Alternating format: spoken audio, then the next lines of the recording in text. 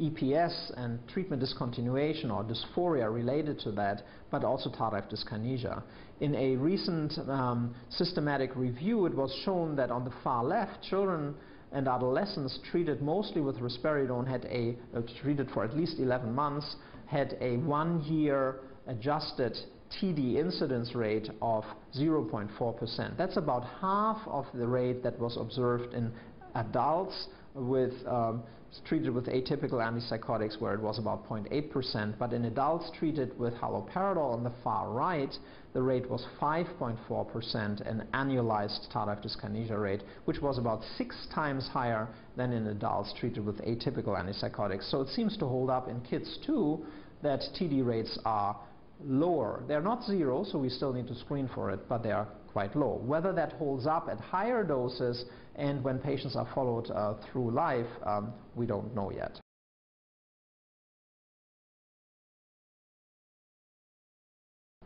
What about prolactin elevation and prolactin-related side effects? This was recently summarized, and basically in children and adolescents, it seems the signal is the same. The ranking order of effects with atypical and typical antipsychotics is the same in kids compared to adults. So paliperidone and risperidone having the largest effect, followed by haloperidol. Then in the mid-range, olanzapine and ziprasidone, somewhat higher than what's observed in adults, where olanzapine may not have a big signal. And then neutral, clozapine and quetiapine, while aripiprazole, which is a partial agonist, actually can lower prolactin levels in some kids even below normal or below baseline. There is no established lower level of prolactin that is considered biologically harmful, but clearly also there more research is needed.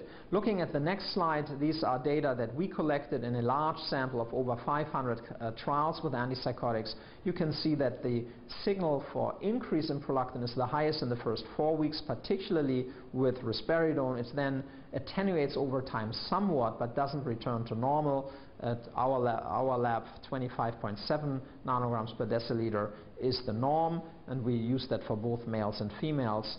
And we can see that in those mostly the baseline level is affected by switchers, but so olanzapine levels did not decrease over time to a mean level that would be below normal, below the higher threshold of hyperprolactinemia. Whereas ziprasidone seems to attenuate the prolactin signal over time, and you can see in gray here on the lower end, quetiapine and aripiprazole in yellow actually reduce the prolactin levels over time. Looking at hyperprolactinemia on the next slide, you can see that a large number of patients on risperidone, even at the end of 1 year, 1 out of 2 patients still had levels of prolactin that were higher than normal.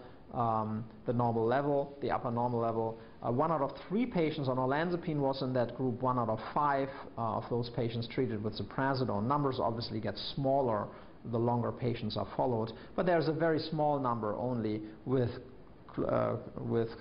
quetiapine and aripiprazole.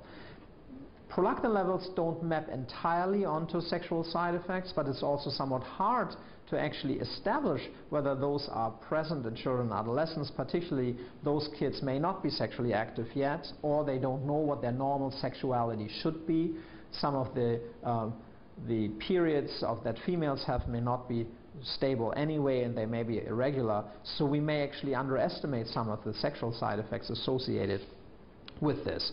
The concern is that high prolactin levels could lead to osteoporosis, particularly reduced bone uptake, that is the highest in adolescents, but no good studies have been done to actually prove or disprove that concern.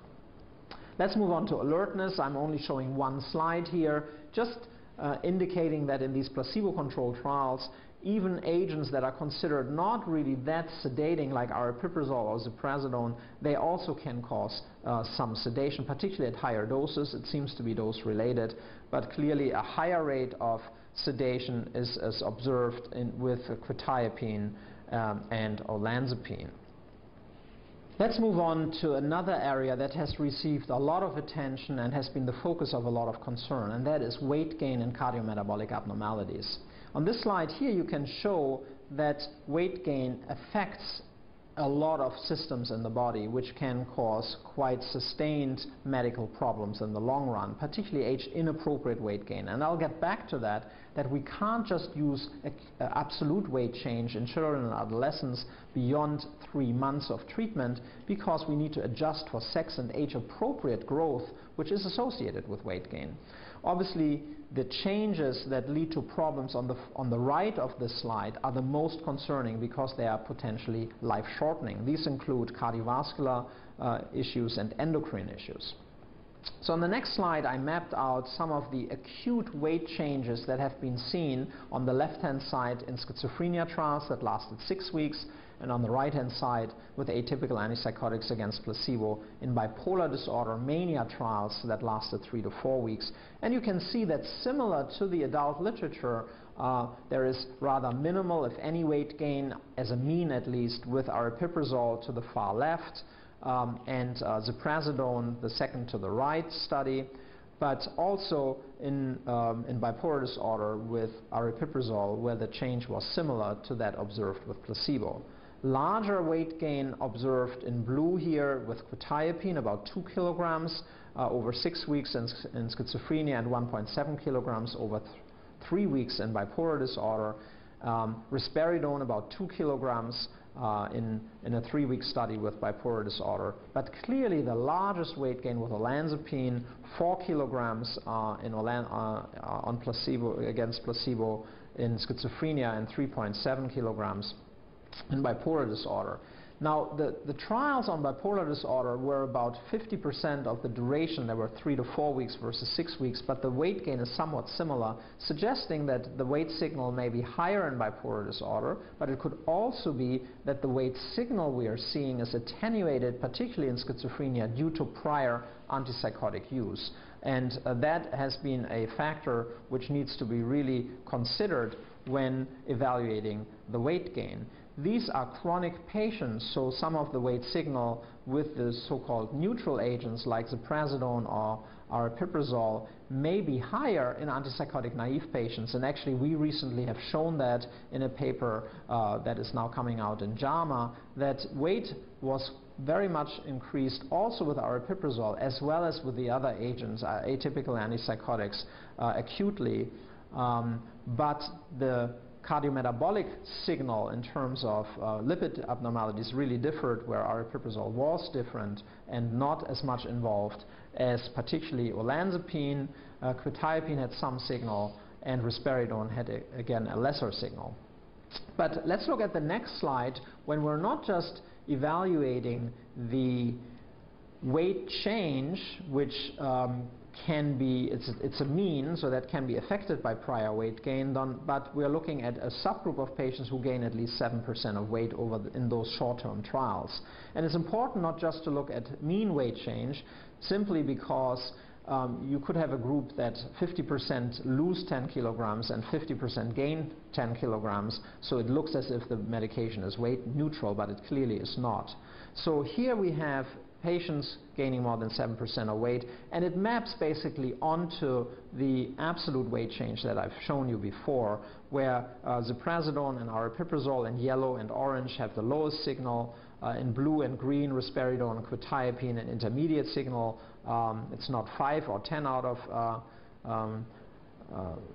it's not 5% or 10%, but it's rather 15 to maybe 25%, but almost 1 out of 2 patients gaining more than 7% on olanzapine, which again towers very much over the other agents. Looking at this slide, you can see an individual distribution of the weight change by patient from the TIOS trial, where the weight change was again highest with olanzapine, 6.1 kilograms, olanzapine here in blue, against risperidone, which is in green, 3.6 kilograms, and molindone only had a mean change of 0.3 kilograms in red. But what you can see also is that more than 50% of patients lost a lot of weight. And that suggests that most likely these are switchers from higher risk agents, so we're not clear whether molindone given to antipsychotic naive patients would really be weight neutral. The next slide asks the question, or answers the question in one study at least, whether co-medications alter the effect of antipsychotic weight gain. And this is a study by Amen et al., where co-treatment with a psychostimulant did not reduce the